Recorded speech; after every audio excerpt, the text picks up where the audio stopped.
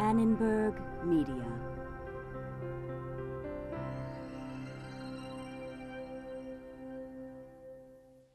With additional support from Equicor Equitable HCA Corporation, the Good Listening Employee Benefits Company.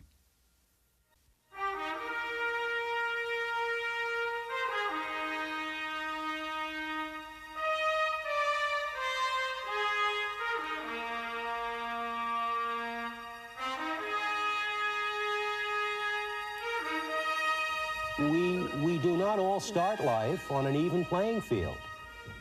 But the rules are that we all play it by the rules of honesty and ethics. Before I took that case, I had to agree that I would do anything ethical to defend that man.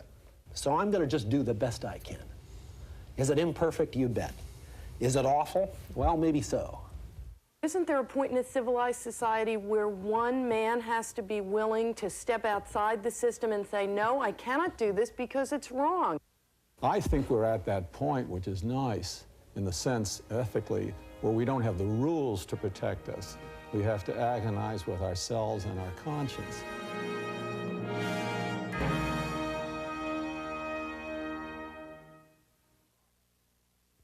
Competition in the marketplace was at the heart of Adam Smith's vision in The Wealth of Nations.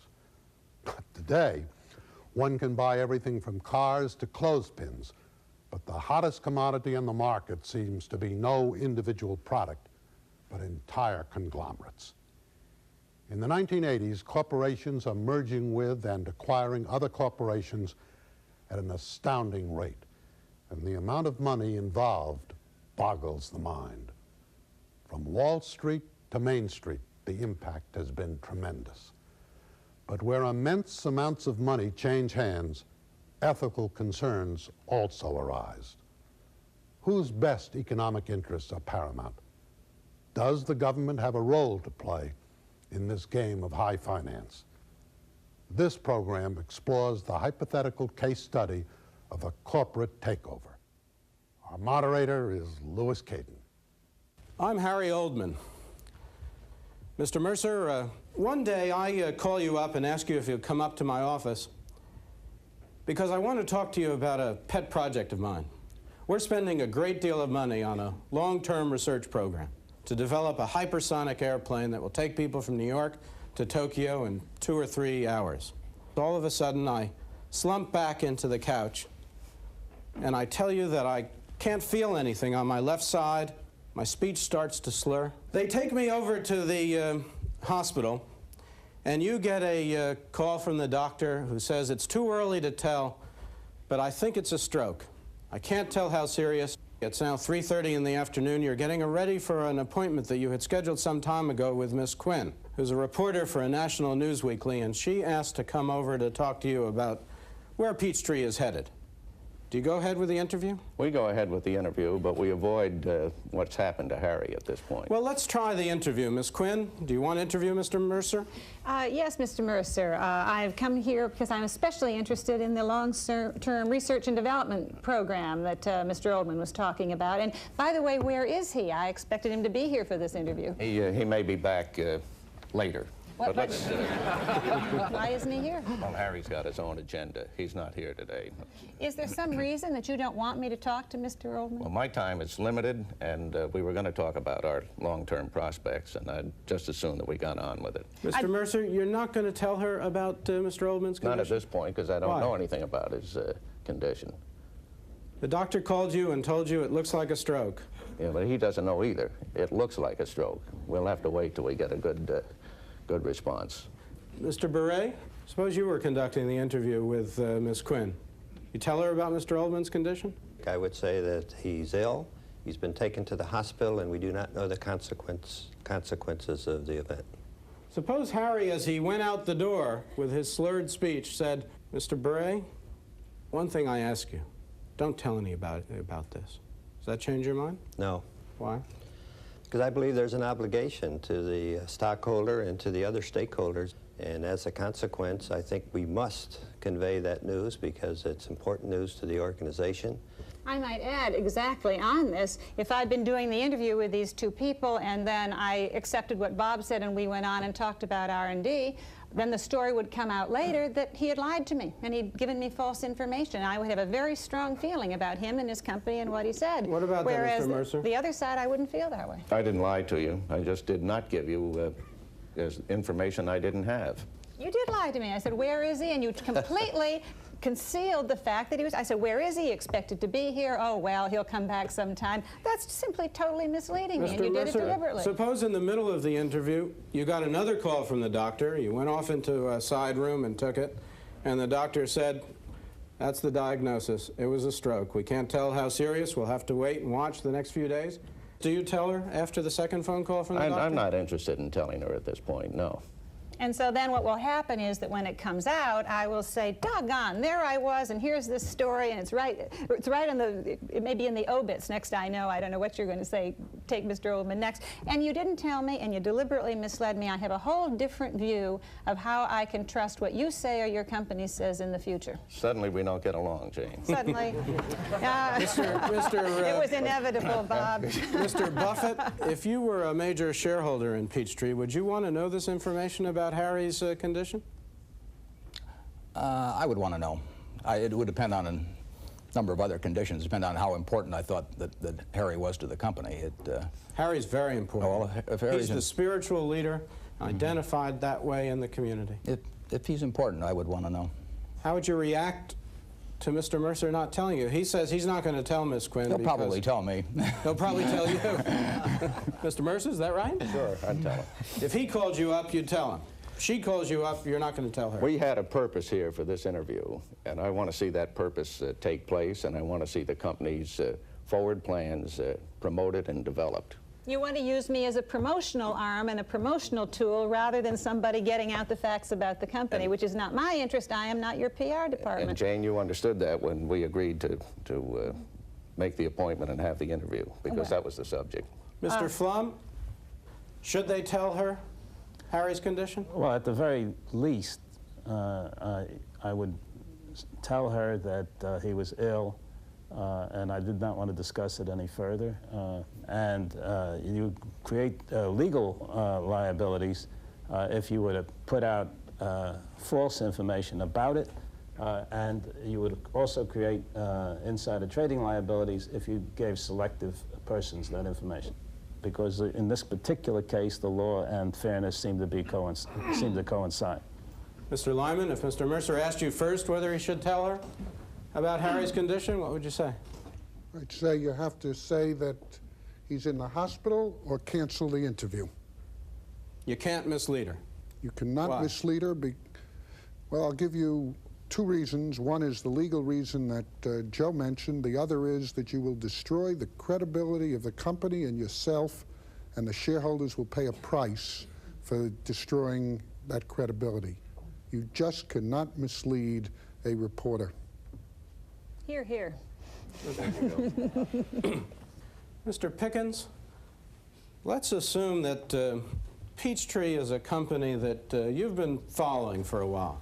Maybe if Harry weren't in the picture, you might have an interest in this company. Well, the odds are if Harry goes, the price goes up. Because? Because then it becomes a prospect for sellout. Well, let me make his condition a little worse. And let's say that you have had a serious interest in this company. You get a call from somebody you've met once or twice, Desmond Gruntold. He used to work for Mr. Mercer over at Peachtree. So they had a disagreement a few weeks ago, and he was fired. And Desmond calls up and says, you know, Harry Oldman's not going to be with us for very long. People don't know this yet, but he had a very serious stroke, and the doctors are saying he may not make it through the week. Can you buy the stock after you get that phone call? No. Why? You've had insider information from Des. But why does that taint you? Why does that stop you? Because I know something that the other stockholders don't know. And it would be unfair to the other stockholders? It would be, yes. If he did buy based on that information, Mr. Giuliani? Has he got a problem? He definitely has a problem. He certainly is going to end up with private plaintiffs suing him. He's going to end up with the SEC investigating him. He's probably going to end up, based on your hypothetical, that what you can prove that was the specific reason, and probably with those circumstantial facts you could. He's going to end up with the SEC bringing an enforcement action. And the criminal judgment as to whether to indict him is a very difficult one, and I don't know how you would decide it. Who are we protecting by this rule that if he gets that information, he can't buy the stock based on it? Well, ultimately, you're protecting the other stockholders who don't have that information and who are going to sell at a very different price as a result of that. You're making the playing field even, is that it? Absolutely, sure. Now, Mr. Lyman, you agree with Mr. Giuliani? Somewhat, except that I start with the proposition that every time an executive or senior executive of a public company goes to the doctor, he does not have to publish the results of his cardiogram. Even though it might have some interest to the market. I also assume that for people who see the executive, either at work or on the golf course, and reach a conclusion that he doesn't look well, that doesn't mean that they have to abstain from the market. I think in a rational system of law, it shouldn't make any difference whether you see him wheeled into the hospital or whether you find out about it from a doctor or a nurse. I'm trying to get at, Mr. Flom, what we're protecting here. You can't have a perfect playing field. It's never going to happen. What the law has tried to do is to say there are certain people that have a duty to the shareholders, and they should not be able to use the information they have against the interest of those shareholders where they have a duty to them. So that the insider in the company has to operate for the benefit of the shareholders and therefore not give the information out selectively. But the insider in the company, his obligations don't extend to the doctor? His obligations do not extend to the doctor. Do they extend to the lawyer? If you're the lawyer for the company, do they extend to you? They clearly extend to me as a lawyer for the company because I am in that direct chain. Senator Wirth, do these distinctions make any sense to you? Well, the Congress has been wrestling with this for the last 3 or 4 years, and many of us have wanted to leave this area deliberately ambiguous. Why? I'd rather leave it in a situation where that ambiguity is out there and management of companies and raters of companies are a little bit afraid of that, afraid that there might be a very ambitious DA out there who might go after them in some way, shape, or form, so therefore they're going to behave and stay within that ambiguous line that I think many people have talked about. Mr. Epstein, does this make any sense to you? It does, but not really, because what I think you're protecting is an illusion. If you can't have a level playing field, then why try to create the illusion there is one? There is an alternative. What's the alternative? Let the market fix the price of the stock. Without any of these rules? Well, with the rules that protect the duty people have to their corporation, the rules that a corporate officer or executive has to his corporation. He can't trade. His lawyers can't trade. But if someone sees someone wheeled in from a golf course, you want that information in the market. But if Sir James gets the information from the doctor, that's okay. Absolutely. There's no breach of fiduciary duty there. Mr. Giuliani, you agree? The last one is a closer question, I think, than just an absolutely no breach of fiduciary duty. If you guess wrong about these questions that we've been discussing, you might get indicted. Well, hopefully, if it works right, if you guess wrong, you'll get sued. And if you're deliberately wrong, you'll get indicted. That's the way it's supposed to work. If you mean it, but when you guess wrong. Right. If Miss Quinn, when she found out this information about Harry Oldman, before going back to her magazine to write the story, called her broker and bought some stock, is she in any trouble?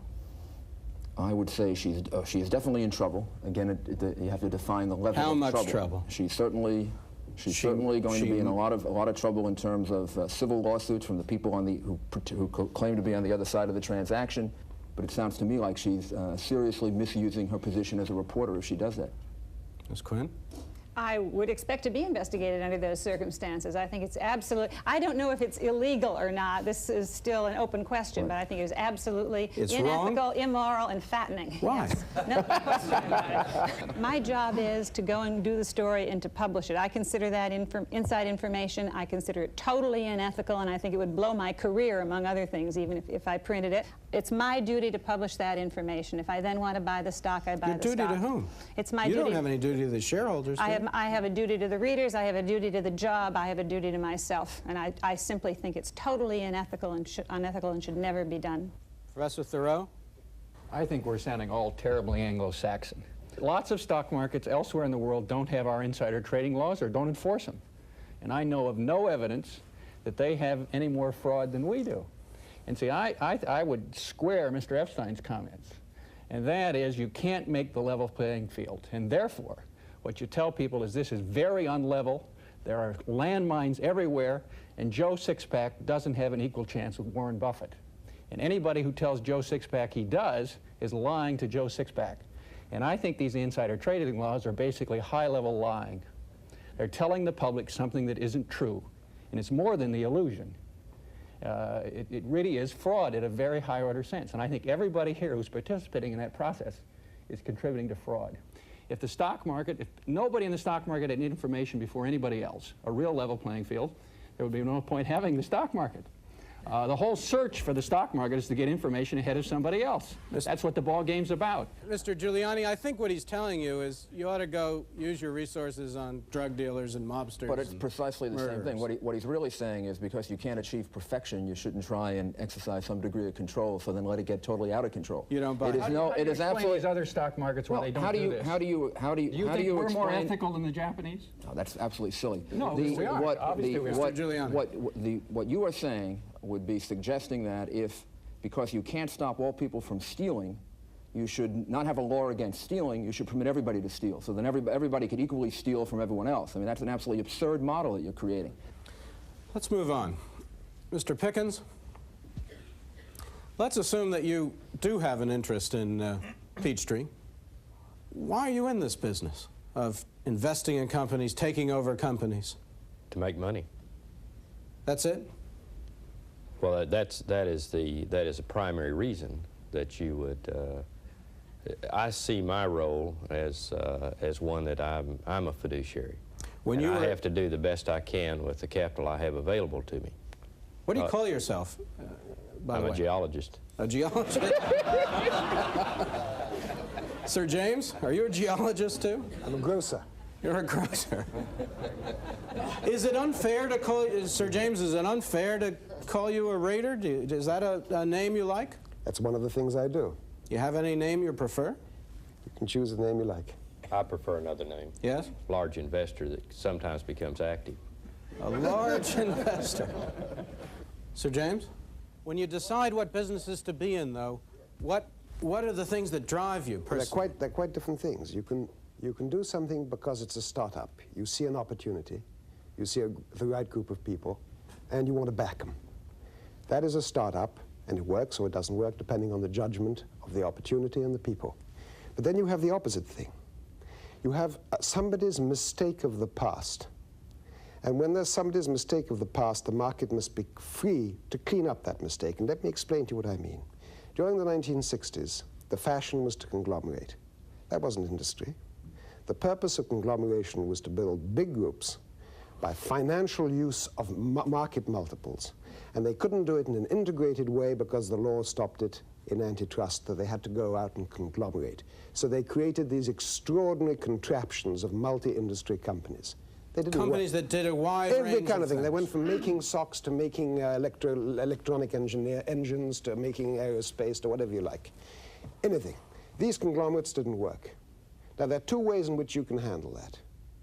You can either enshrine them, ossify them, make them into a monument, and all go and say, wonderful, they didn't work, but they're there, just like a monument. And then you have inefficient industry forever. Or you can say, let the market free, and let the market cleanse itself. And somebody, instead of a startup, as I was talking about before, has to go and do a re-startup, which is go in there, cleanse through market action, a structure which was wrong, liberate the pieces so that they can become valid companies, and of course make a profit at the same time. And that you're is the just, cleansing and that agent. is just. And that is just as constructive a thing to do as the start-off by which I started. And you're the cleansing agent? On some occasions. It's like the Ajax of the corporate And I'm world. also the initiator, and I am the Ajax, yes. And I believe you take over companies that need something. I do not know of a well-managed company that has been taken over by force. I only know of those that have not been good. And by the way, well-managed companies have got better because of the fear of being taken over, because they have to keep running. But if you take away that fear, they'll just go down the drain like the bad. I want to know why you do it. Is it to clean it up? Or is it, as Mr. Pickens said, for the money? Or is it both? Look, if I'm in business, it's for money. I hope that's the best reason for anybody to be in business, because it sounds lovely. What does a demagogue say? The demagogue will tell you that he's in business for all these constituencies of suppliers, communities, employees, and everything else. That's not true. And if it's true, it's a mistake. Whereas if you go the other way and start talking this nonsense about what we've got to do, we're in this business for our employees only, you're going to featherbed, you're going to become uncompetitive, and you're going to let them all down. It's pure demagoguery. And while you're cleansing, yeah, you're going to make a little money? I certainly am. That's the purpose I'm in business for. I'm not in religion. I'm not in politics. Though I'm not certain you don't make money in politics. I'm in business. If you wanted just to clean it up, you'd join the Peace Corps. I don't happen to agree with the Peace Corps, but I might join the church. Okay. Mr. Pickens, suppose as we focus in on Peachtree, I live in Peachtree. I grew up there. I own a few shares. When you start to think about making this investment in Peachtree, perhaps taking Peachtree over, do you think about me at all? Well, not you specifically, no. People like me? Yes. Those people in Plum Valley? Sure. How do they... You remember my record. How do they... In our offer for Phillips, I said I'd move to Bartlesville, Oklahoma. And that's a real concession. Your job is to pursue your business interests and to use your business judgment in deciding what to do with that company if you own it. Fair? That's fair, yes. And if there are consequences to that town, somebody else has got to worry about it. No. No, sorry. Go ahead. That's not right. Mr. Pickens. No, because I think you look back over the history of the people involved. I don't think you can just categorically say that I'm interested in making the money. I don't care about the people. I don't care about the town, which is untrue. Let's get on with our interest in Peachtree, and then we'll be able to see what the consequences might be. Mr. Pickens, you decided to go after it. Mr. Joseph here is your investment banker. Mr. Lyman's your lawyer. They pushed me into it. Mr. Joseph, is that conceivable? That is conceivable. Why? It's part of our business. What would you get out of it? It would probably be a company that we were analyzing. We thought there were opportunities for it to be run better, managed better, that it would fit into his companies better. He's a client. He's probably asked us to look for acquisitions, and service investment banker performs for companies to show them acquisition opportunities in the marketplace. What do you get out of it? We get a fee out of it. If he likes that idea and goes ahead? Yes, sir. What kind of fee? Depends on the size of the deal. It'd be a % of the dollar amount of the If he buys investment. this company, it's going to cost him $5 billion. How much is it going to cost him to get your advice? Maybe $5 million, if he does the deal. $5 million. And excluding any fees we might get for raising the money for him to make the acquisition. That's extra. That's extra. Now, why is that? What do you get for? What does he get for the $5 million? First of all, it's partially our incentive to bring him the idea. Secondly, we will work with them on the strategy and tactics of how to consummate the acquisition, bring him our analytical work, give him our opinion as to the values, and if he has to dispose of some pieces, we might assist him in those dispositions. If you raise the money, Mr. Joseph, you said that was going to cost him more. How much more? It would be a % of the dollar amount we raise based on the market, the ongoing commissions for raising that kind of money. If it was debt, If it was high-grade debt, it might be 1%. If it was low-grade debt, it might be 3%. If it was equity, it might be 4 or 5%. That might be a couple $100 million. Might be, depending on the size of the deal and how much equity he's put into it. Sir James, you've decided to go after Peachtree. Do you want to buy any Peachtree stock? I'd probably, as the law currently stands, I would accumulate some Peachtree stock. Why? First, it'd have enough of a base of Peachtree stock so that if I was not the ultimate highest bidder, at least I would get back my substantial costs from the shares which I'd accumulated. That's it. In other words, it's kind of like protecting the downside. You want to buy a little stock so you don't lose no matter what. So that if somebody comes in and counterbids, bids more than me, thinks it's worth more, then at least I would have covered those substantial costs. The stock is now selling for $20 a share. I take it, by the way, Mr. Lyman, there's no problem with him going out and buying a few shares. None whatsoever. That's not insider trading, even though he knows what he's about to do. It's not insider trading to trade on the basis of what your own intentions are. Mr. Giuliani, right? Absolutely right. Yeah. Even though what he's about to do is going to affect the market. That's right. If he goes ahead with this takeover. That's right. No problem in that at all.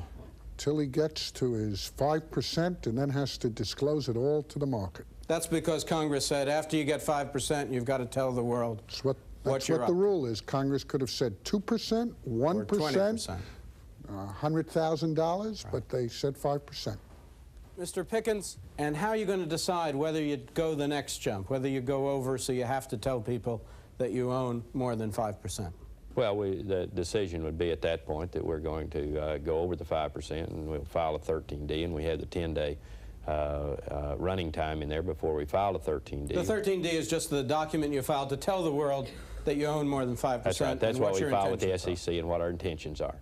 And so then the strategy is how hard do you go in the 10-day running period. And how do you decide that? I mean, what moves you to want to buy more or not to buy more? Well, you'll you know, the market action and all is going to have some... what the price is? Sure. Let's come, Sir James, to this. You want to talk to Peachtree, is that right? That's right. How do you do it? I call the chairman. Well, the chairman is... well, the chief executive. Still got some problems. Chief executive. Let's say that Mr. Beret is the chief executive. Mm-hmm. Call him up. Mm-hmm. Go ahead.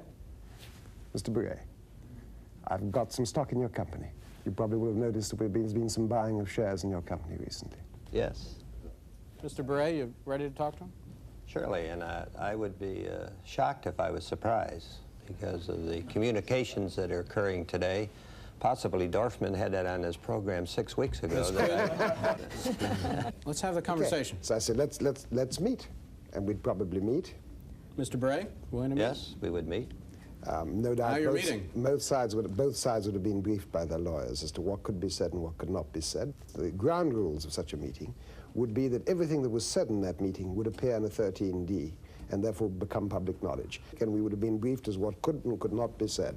So, Mr. Lyman's going to help you prepare a script for this meeting? I will be discussing with him, what do you think I should be saying, what should I avoid, where am I going into a stage where I could trap myself into becoming an insider and therefore not be able to buy more stock, and this sort of thing. And Mr. Flom represents Mr. Beret. You going to advise him on what to do at this meeting? Yeah, well, he's already violated the advice I've given him.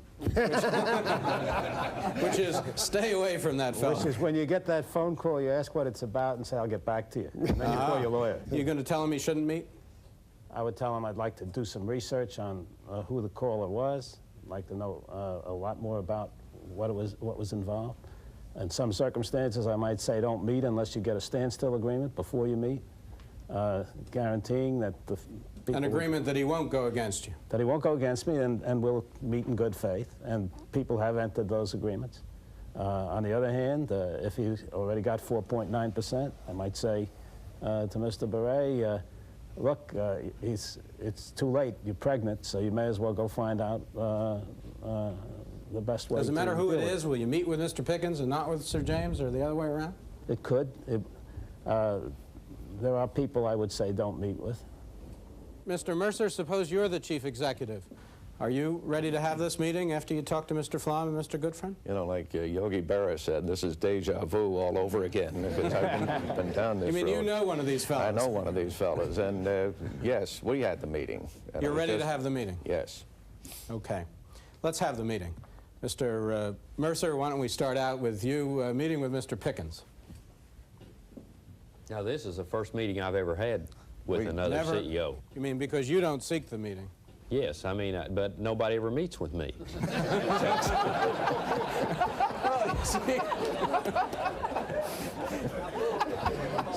So much for Amarillo. This may be one of your real successes. Already I've had a success. Let's have the discussion. Mr. Pickens and Mr. Mercer. Mr. Pickens, we've never met before, but I am delighted to get acquainted with you. I understand you're now my largest shareholder, and that's very exciting for a lot of us. Is there something you have in mind beyond the fact that you're admiring the success that we've managed to create with this corporation? I do have something in mind. Tell me about it. We'd like to make an offer for your company. And then tell me what the offer is, and then what you have in mind after you acquire the company, if that's your intent. Let me whisper in your ear that when you get to the point of making the offer, stock selling at 20, you've decided with your advisors to make it at 30. And the question is, I want to know, is whether you're going to tell them now. Okay. Well, at this point, I mean, I'm ready to give you my best offer. I don't care about trading. We believe you're worth $30 a share, and we're willing to pay that for it. And then what are your intentions when you take over the company? To run it and do a better job than you've done. Do you have a plan that I can take to my board of directors and have them look at that? The plan? The plan is that we want to give your stockholders $30 a share, and the stock's selling at 20. And that the plan just just know that that we're going to run the company, and we're going to pay a big price for it. You haven't been able to get the price of stock up to $30 a share. You think I could go to my shareholders or to my board of directors and say my plan is to just do a better job? Well, I think and hang on to my job doing that? They wouldn't accept that in 5 minutes. Well, I can tell you this, the owners of the company would be delighted with the $30 offer, who are the shareholders. They'll take it. My owners, some 68,000 of them, have been very happy with the corporation. I'm not questioning that. I'm just saying that now they have an opportunity to get a 50% premium to market, and I can tell you that they're going to take the $30 a share if they have an opportunity to make that decision. Mr. Mercer, are you going to argue with them? You're darn right I'm going to argue with them, because I don't see a plan that's going to be beneficial to the corporation. It's a one-time hit where we get a spike in the share price and we cash out a corporation instead of operating it as a viable entity sometime into the future. Sir James, if you were having the meeting with Mr. Beret, would you say the same thing that Mr. Pickens did? I would explain why I think, what I would do, what the plan would be. You lay out the plan. Do you also tell him you're ready to pay $30? We wouldn't be at that stage. You wouldn't be at that stage yet? At that stage. At this meeting at all? We wouldn't be at that stage at this meeting, unless he asked me. Mr. If Beret? he turned around and said it'd be different. Mr. Bray? Well, my reaction is that this is an information meeting, and I would be delighted to hear his plans and his articulation of his evaluation of my company, one that I possibly should know well, to determine what future plans he has, why can he optimize shareholder value with the plan that he is indicating. And suppose, like Mr. Pickens, he then said, I want to buy your company for $30 a share. What would you say? I don't think I would answer him. That's when I would reconvene. This is information. I would take that as information. I would talk to my counsel on both sides, obviously. Go to my board of directors and go to your board of directors. Discuss Why? at length what's happened. You have to go to the board of directors with this? I feel I do. That's who I work for. Mr. Mercer? Yes, they represent the shareholders, and I work for the board of directors. So you get a proposal like this, you've got to call a meeting of the board of directors. No question about it. We're going to have that board of directors meeting right now. Mr. Flom, you're the lawyer. Mr. Goodfriend, the investment banker. The board includes the two of you. I'm out of the hospital, Harry Oldman, and I'm there in the chairman's seat. Dean Thoreau is the dean of the business school in Plum Valley, and he's on your board. Mayor Golden here. He's been a longtime supporter of your company and is also a member of the board. And let's say that Senator Worth, unfortunately, has been retired from the Senate, become the president of Plum Valley University, and he's on the board as well. You present the proposal to them. Mr. Flom, if they ask you to describe what the company's options are, what do you say? Well, first, in these meetings, you explain to the board what their duties and responsibilities are. What are they?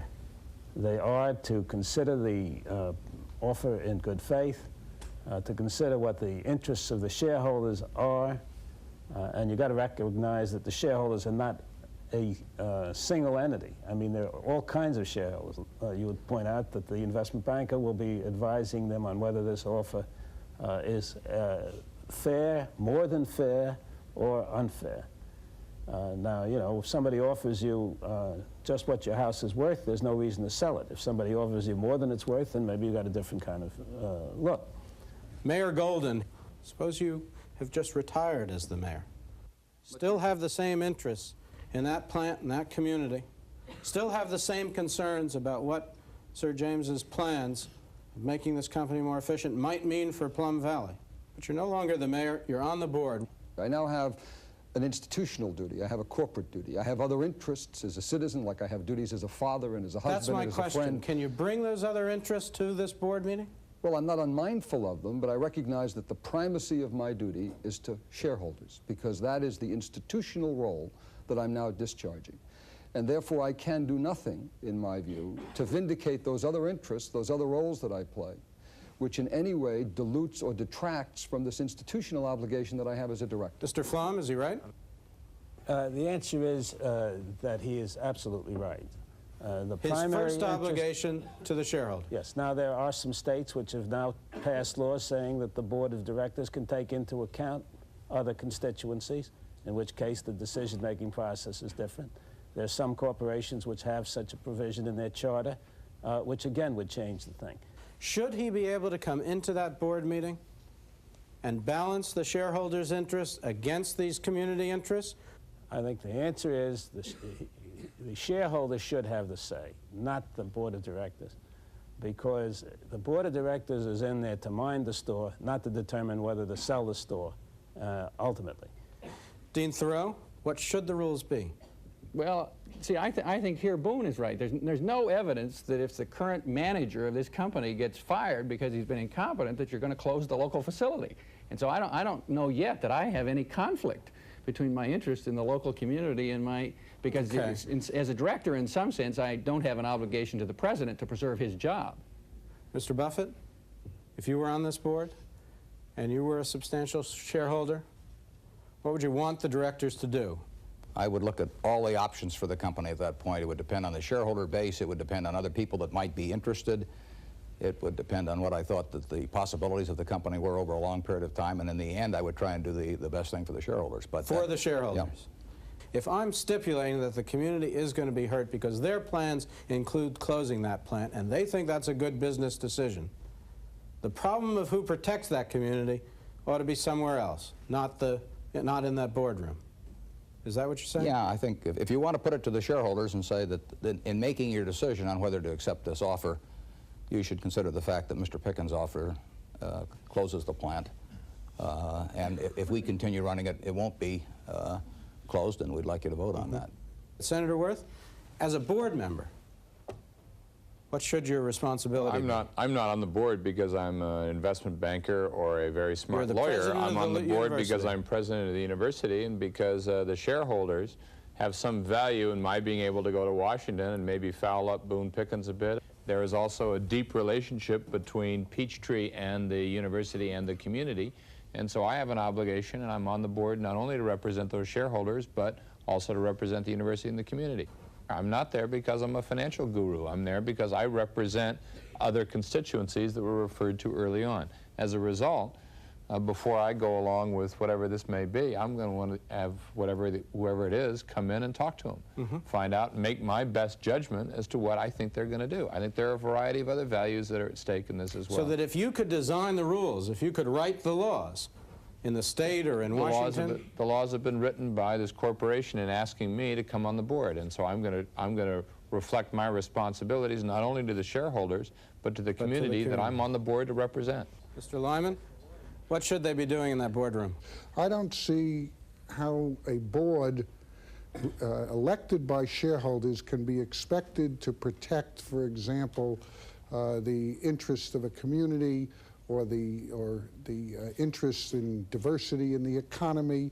That perhaps has to come from the rules of the game that are established by government, by democratic processes. I think boards have to represent the shareholders. Senator Worth? We have been arguing, it seems to me, for almost 100 years in this country about the responsibilities that corporations have to their communities. I mean, we have tried for a long time to get corporations more responsible. We've now done it at Peachtree. We're reaching out, supporting this university, supporting cultural activities and so on. We are the ultimate of what America believes corporate responsibility is, and you lawyers from Wall Street are coming in and telling us what to do with our community and our responsibilities. Now, we're going to make it as difficult as we possibly can for you to get this to happen. I want to get Mr. Mercer's views on this question. Well, first of all, I think we're missing some terms here. We keep talking about shareholder value when really what these gentlemen are talking about is price, because value is price and quality has some enduring time period to it, whereas we're talking short-term here. If you're sitting in front of a CRT and that spike comes up and you have a fiduciary responsibility to that fund that you're managing, that stock is gone. It has to be. So what would you have the directors, or what should the rules be? Well, the rules currently are that the directors have to look at after the interests of the shareholder. And with that interest, I say that we have to have a plan that means that the corporation will survive, will become more competitive, will increase jobs, and enhance its value over a period of time, and not just in one-shot price. So we have to compare plans. By the way, Mr. Buffett, as this fight begins to unfold, who are the shareholders? Have they changed? If the news is public, if the they news file is the now 13D, out, the fight is on. It's changed in a hurry. In what way? Who owns Peachtree now? Well, the price, if the price has been announced as 30, it will either be selling even somewhat above 30 on the speculation that a better bid will be forthcoming, or it'll be selling very close to 30. And who are the owners? The owners will be changing very quickly in very large part to arbitrage firms. What is an arbitrage firm? Well, an arbitrage firm or an arbitrage department of a firm it's an activity that involves going into announce deals, propose deals, transactions to take over companies, to profit between the difference between what the anticipated final selling price is and what the current price is. In other words, the professional investors are increasingly the owners of Peachtree. And those people will take very big positions for what they hope will be very short periods of time, and they hope to profit between the present market price and the deal price. And the present market price will have advanced a lot, and that will tend to cause many of the people who were sitting at 20 to sell at 28 or 29 or 30. Let's assume that the board, after this discussion, here's an opinion from Mr. Goodfriend that the $30 is inadequate. Now the question is, how do you fight it? And you gather together your team again. Mr. Flom, what are their options? Well, you have a number of possibilities. First, you got to decide whether you can recast the company in terms of making a self-tender, acquiring shares. Buying some of your own shares? Buying some of your own shares. To buy in your own shares. In other words, whether you can compete with them by going yourself directly to the shareholders. That coupled with what kind of operating economies you can effectuate. That's one alternative. In other words, get into an economic contest with them for the hearts and minds of the shareholders. And the dollars. And the dollars. What else? The company can consider whether it wants to run an auction and decide to be sold to the highest bidder. Anything else? Yes. You can enter into an agreement with a third party to buy a percentage of your stock when, say, it's a blocking position on an economic basis, which is satisfactory. How about anything with them? Which gives you a chance to realize the long-term values that you see. Now, what about dealing with them? You could decide to deal with them, and the decision of dealing with them covers the whole thing. You could try to buy them out, which is what is commonly called greenmail. What's called greenmail? Buying them their out. shares? Yes. By paying them more than they could get and selling it in the market? That's correct. That's or, greenmail. in some cases, by paying them what they can get in the market because the market is artificially high based on the announcement that they're going to pay $30 for the company. Well, no, sir, I don't agree with anything here. We're living in a time warp. This is a conversation we could have had 2 years ago or a year ago. It is nothing to do with the situation as it exists today. And Joe Flom is one of the best lawyers in the world and knows it as well as I do. How do you defend today? You don't defend on economic grounds. You don't defend on being able to get a better offer.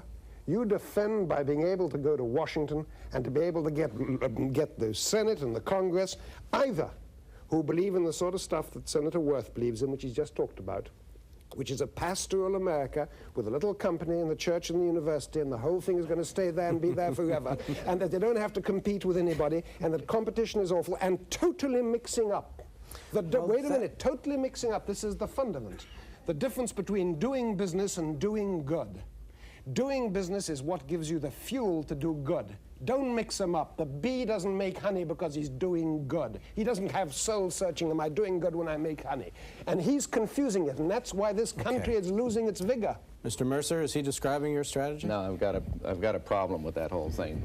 We do have to go to Washington to make sure that they maintain states' rights, because the states have the so you can go to the state legislature so we to can stop go to them. the state legislature and talk about a specific Is program. he right that you're going to go to law in the state Is he right that you're going to go to the politicians politicians to stop them? You have to determine whether or not you want to maintain an economic base in this country, or let it get eroded by people who want to come in and buy you out with your own assets and break up the company and have it disappear so you become a second, third, or fourth-rate country. I don't think we can allow that to happen. And that's a political debate you want to have with It's more than a political Senator Worth? debate. It's an economic debate, and it's an economic fact of life. Now, I understand where Mr. Goldsmith is coming from, and he comes in as a self-appointed savior of our economy. But we are competitive, and we are internationally competitive, and the only way we stay that way is through reinvestment in research and development in new plant facilities. And if we have to spend all of our money in fending off attacks, we're not going to be around to do that. I must answer that attack. What I was trying to do is to make it abundantly clear what happens in a board meeting, which you were pretending to have just now. Yes. And you were living in a charade, nonsense, nothing to do with reality. When a company such as this gets under trouble, it sends its lawyers to its state legislature, it drafts the law. It doesn't leave it to the legislators, it drafts it. Their own firm of lawyers drafts it. It gets it through that legislature, it does a deal with the governor to sign it as it comes out. It is a political contest. And all this other stuff is a load of eyewash. Do you go to the legislature to block this, as Sir James says? What I would do is to turn that around in my community, have an interview with Ms. Quinn, get that out right away, and I would have so many outraged people in the state of Minnesota or in this particular community that they would be setting you up to run you out of town on a rail. We have come to a point where Harry is still pressing the idea that if only we explain our long-term prospects to the shareholders, they'll support us and vote for us, and these people will go away. So we've got another board meeting, and Harry is there once again saying, what we ought to do is make our case, persuade people. This research program is what's important to this company and this country. And I don't want to hear you talk anymore about these ideas that Mr. Flom is raising, about buying in the shares or selling part of the company or cutting costs to compete with the offer. I don't want to hear any of that. I want to see us make our case and win this battle on the merits, as I see them. Mr. Mercer, you're convinced that that will not work. What do you do? You know, I know that you're not going to go to arbitrageurs who have over 20% of your shares and give them that kind of a story. They just want to You know it doesn't work. It does not work. I'm going to ask Harry to listen to his advice that he's getting from the professionals that we've brought in who know what this business is all about on Mr. takeovers. Flom, Mr. Goodfriend. And you ought to listen to them. Well, Harry's getting a little long in the tooth, sure and is. I think we may have to have another meeting about Harry. Well, I'm getting Mr. Mercer says you're going to have another meeting with whom? Harry's gone. Yeah, Harry's gone, Mr. Let's not Goodfriend. waste a lot of time on this. Yeah, Mr. Goodfriend? Harry's gone. Harry's gone. Yeah. What do you mean? He just outvoted. I created this company. I started it in my backyard. Harry, you did a wonderful job. You were great in your time. I'm very sorry. I know you're going to hate me forever, but that's life. It's a gold watch or a gold airplane. And You already got your gold watch out of this company, Harry. You own 48% of the shares. You're a very rich man. I'm sorry, but we've got to do it. The board's going to throw him out? Yes. Mr. Epstein, you're on the board?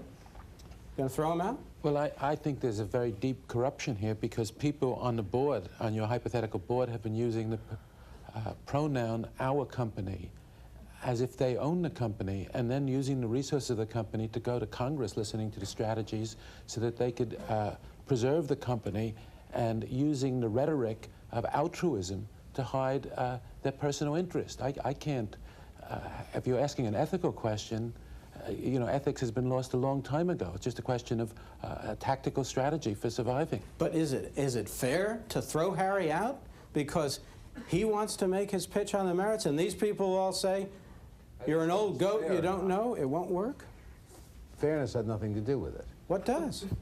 Mr. Goodfriend, if it's not fairness, what are we talking about? In terms of the strategy of running this company at this time, Harry is extraneous. There's no way you can turn the clock backward. Now, whether this management is improved and does its own job, or whether it's taken over by somebody else, that's the issue. Those are the issues. But Harry's gone. Harry is gone because we really can't afford to waste a lot of time arguing with Harry about how it used to be.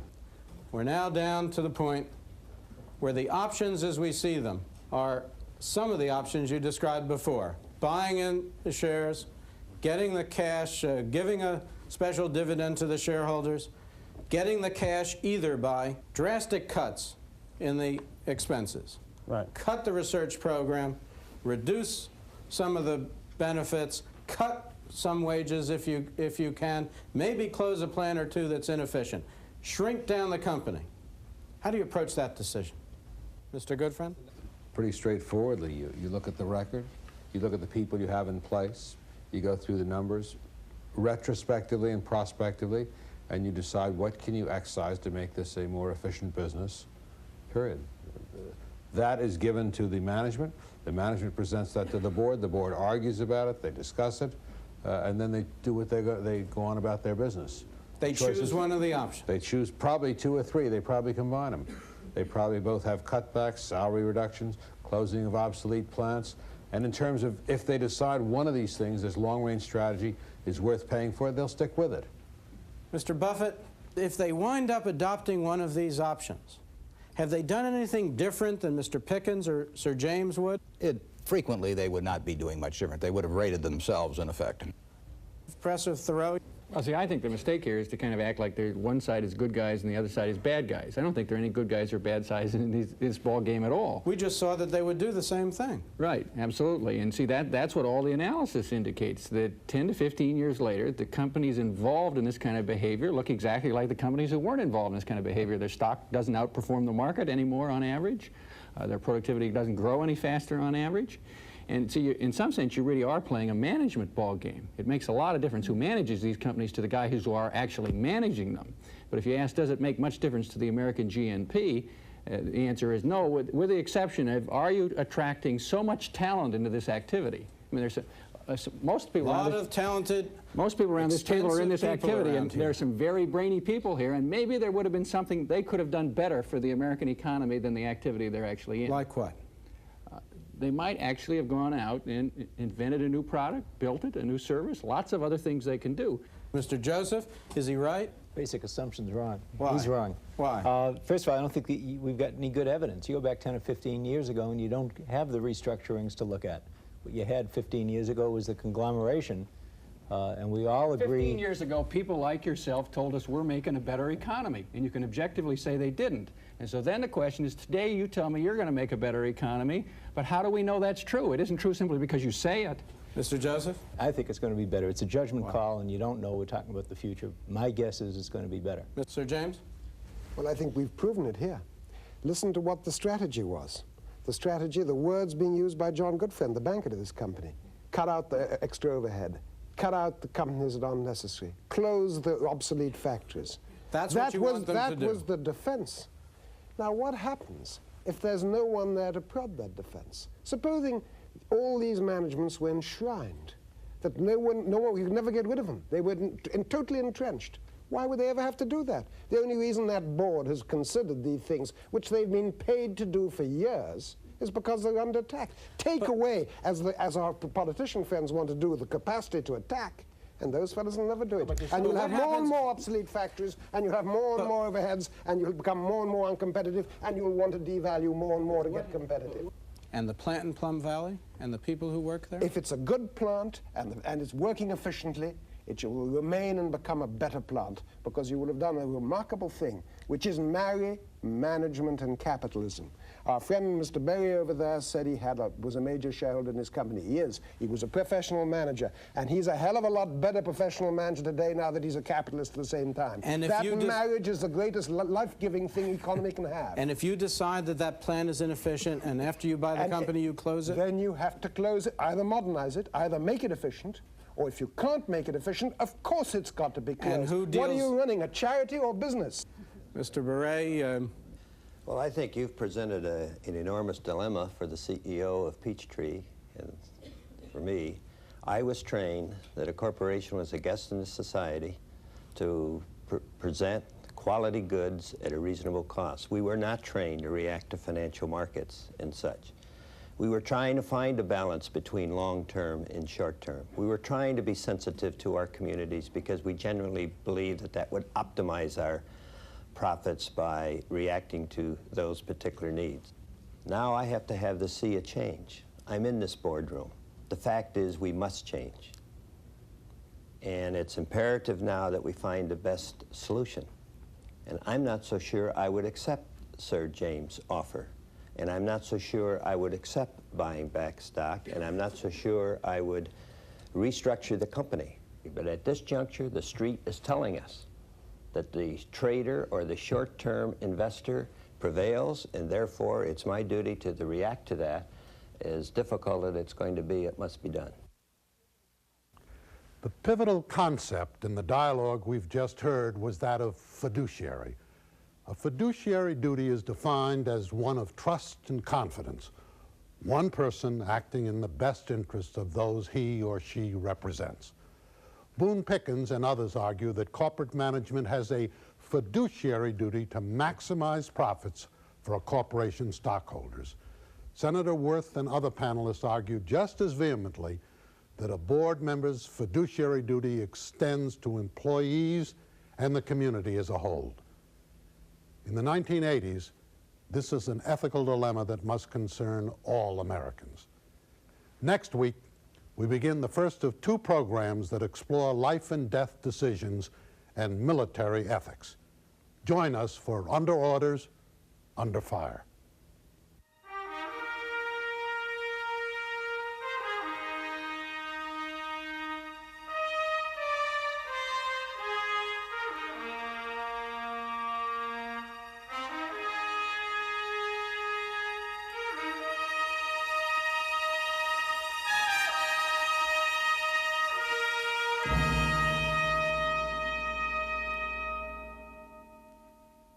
This has been a production of Columbia University Seminars on Media and Society in association with WNET, New York. Columbia University Seminars on Media and Society is solely responsible for the content of this program. With additional support from Equicor Equitable HCA Corporation, the Good Listening Employee Benefits Company.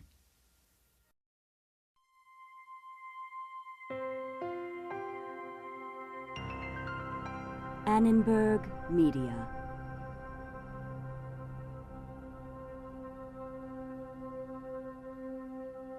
For information about this and other Annenberg Media programs, call 1-800-LEARNER and visit us at www.learner.org.